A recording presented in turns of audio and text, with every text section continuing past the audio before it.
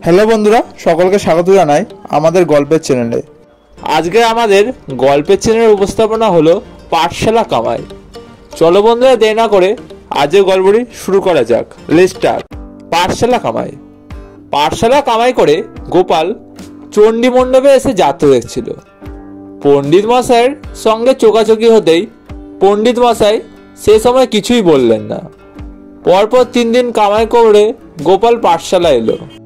পণ্ডিত মশাই জিজ্ঞাসা করলেন, হ্যাঁ রে গোপাল, 3 দিন পাঠশালা এলি না কেন?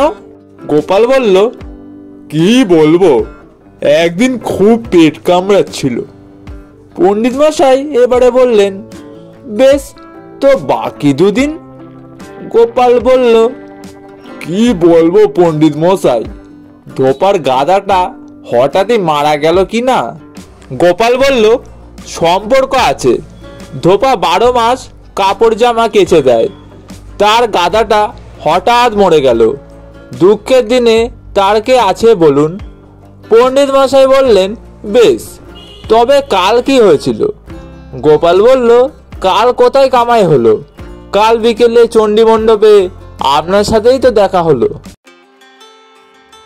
বন্ধুরা, আজের গল্পটিতে গোপাল এমনভাবে পণ্ডিত মশাইকে নাকানি চোবানি খাইছে আর তিনি কথা বলতে পারেননি। গল্পটি আজ কেমন লাগলো অবশ্যই কমেন্ট করে জানাবেন। আর এরকম গল্প শুনতে আমাদের চ্যানেলের সঙ্গে থাকবেন। ধন্যবাদ।